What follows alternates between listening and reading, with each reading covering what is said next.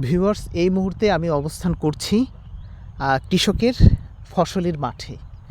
এই যে ফসলের যেই মাঠটি দেখতে পাচ্ছেন, এটি হচ্ছে মাদারীপুর সদরের মধ্যেরচর এলাকা এবং এটি পাঁচখোলা ইউনিয়নে অবস্থিত। এখানে বাহারি ধরনের সবজি চাষ করেছেন এখানকার কৃষকরা। এই মুহূর্তে আমি একটি বেগুন ক্ষেতে রয়েছি। দেখুন, গাছগুলোতে প্রচুর পরিমাণ বেগুন ধরে আছে। বিভিন্ন ধরনের এখানকার বেগুন চাষ করা হয়েছে। এগুলো হচ্ছে লম্বা বেগুন, ছোট আরও বড় হবে। আর এই গাছগুলো হচ্ছে একটু বড় সাইজের, একদম যেটাকে আমরা গোল বেগুন বলে থাকি। এই যে দেখুন, গাছটিতে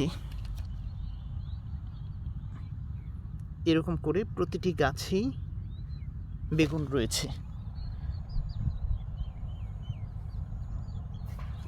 এই পাশটায় দেখা যায় অনেকগুলো বেগুন ওঠানো।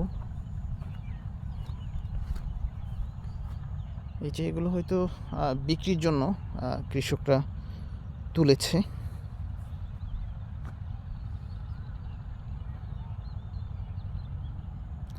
ভালো লাগছে আসলে। এই যে শহরে যেই বেগুনগুলো আপনারা দেখতে পান, এরকম গাছ থেকেই তারা নিয়ে থাকে ব্যবসায়ীরা,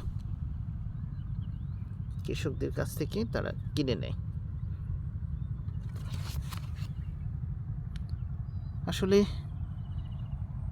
এরকম ফসলের মাঠে আসলে একদম মন ভরে যায়।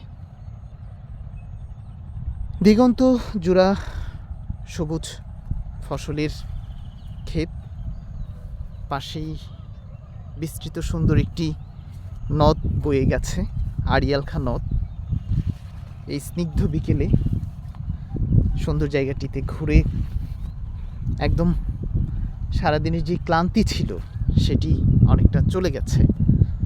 এই যে সামনে আবার সুন্দর আরেকটি বেগুন খেতে দেখলাম যে এইখানটায় দুটি বেগুন রয়েছে, ধরে আছে। ভালো লাগছে এই ফসলের মাঠে। আড়িয়ালখা নদের স্নিগ্ধ বাতাস একদম শরীর মন ঠান্ডা করে দিয়েছে। যত দূর চোখ যাবে শুধু সবুজের ছোঁয়া দেখতে পাবেন এখানটায়। আর একদম পুরো চরটি হচ্ছে ফুলে ফসলে ভরে গেছে। সুন্দর এই জায়গাটিতে আমি মাদারীপুর শহর থেকে ইঞ্জিন চালিত নৌকা পাওয়া যায়, মাত্র 10 টাকা ভাড়া দিয়ে চলে এসেছি।